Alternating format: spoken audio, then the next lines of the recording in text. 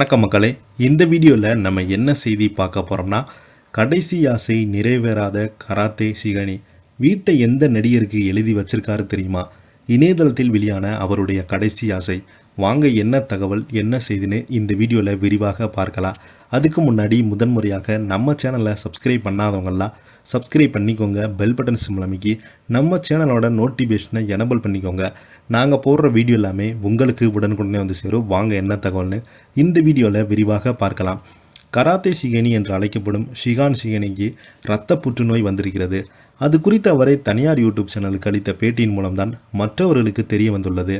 பவன் கல்யாண் உள்ளிட்டோருக்கு கராத்தே பயிற்சி அளித்து வரும் அவர் எப்படியாவது அந்த நோயிலிருந்து மீண்டும் உடல்நலம் பெற வேண்டும் என்று பலருமே வேண்டி வந்தாங்க. ஆனால் அவங்க அண்மையில் உயிரிழந்தது அவரது பலரிடமும் சோகத்தை ஏற்படுத்தியிருந்தது.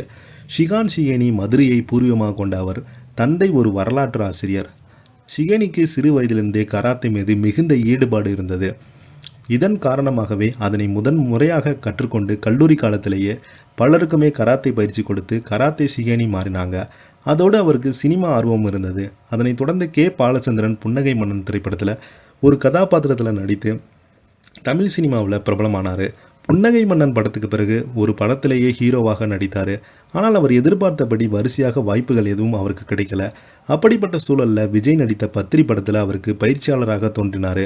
அந்த படம் ஓரளவு பிரளயத்தை அவருக்கு கற்றுக் கொடுத்தது. அதே போல் அஜித் நடித்த என்ன எறிந்தால் படத்தில் நடிப்பதற்கு அவர் கௌதம் மேனன் அணுகியதாகவும் ஒரு பேச்சு உண்டு. கடைசியாக ஷிகானி காத்து வாக்கில் 2 காதல் படத்தில் நடிச்சிருந்தார். அந்த படமும் பார்த்தீங்கன்னா இவருக்கு சரியான ஒரு வரவேற்பு கொடுக்கல. கராத்தே சொல்லிக் கொடுத்ததையும் அவர் விடவே இல்லை. சாமானியர் மட்டுமின்றி பிரபலங்கள் அவர் கராத்தே மாஸ்டராக இருந்தார். பவன் கல்யாண் இவர்தான் கராத்தே சொல்லிக் கொடுத்தார் என்பதும் குறிப்பிடத்தக்கது. அது மட்டுமின்றி பலருக்குமே வில்வித்தை சொல்லிக் கொடுத்துருக்கிறாரு. இதனால் தமிழ்நாடு முழுவதும் பயங்கரமான ஃபேமஸ் ஆனார். திருமணம் எதுவுமே செய்து கொள்ளவே இல்லை அவருக்கு. அவருக்கே ஒரு சகோதரர் 2 சகோதரிகள் இருக்காங்க. அவங்க அனைவருமே வெளிநாட்டில் செட்டில் ஆகிட்டாங்க. இப்படிப்பட்ட சூழலில் தனக்கு இரத்த புற்றுநோய் வருவதாக சில வாரங்களுக்கு முன்பு ஒரு பேட்டி கொடுத்திருந்தார். அதனை அடுத்து அரசியல் பிரமுகர்கள் உள்ளிட்டோர் உதவி செய்தாங்க. அதே சமயம் கராத்தே சொல்லிக் கொடுக்கும் இடத்தை பவன் கல்யாண் வாங்கி கொள்ள வேண்டும். விஜய், உதயநிதி போன்றோர் எல்லாம் தமிழ்நாட்டில் வீட்டுக்கு ஒரு வில்வித்தை வீராங்கனை உருவாக்க வேண்டும் என கேட்டுக்கொண்டார். அவர் மேற்கூறிய கோரிக்கைகளை ஓப்பனாக பேட்டியில் தெரிவித்தார். ஆனால் விஜயோ பவன் கல்யாணோ ஷிகானி உயிரோடு இருந்தவரை நேரில் சந்திக்கவே இல்லை. சிகிச்சை பலனில்லாமல் அண்மையில் உயிரிழந்து போனார். பவன் கல்யாண் மட்டுமே இரங்கல் அறிக்கை விட்டிருந்தார்.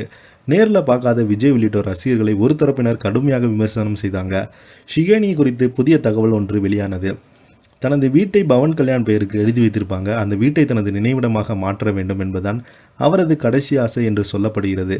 இதனை கேள்விப்பட்ட ரசிகர்கள் நேரில் வந்து சந்திக்காத பவன் ஷிகானி இந்த ஆசையானது நிறைவேறல என்று பேச தொடங்கியிருக்காங்க.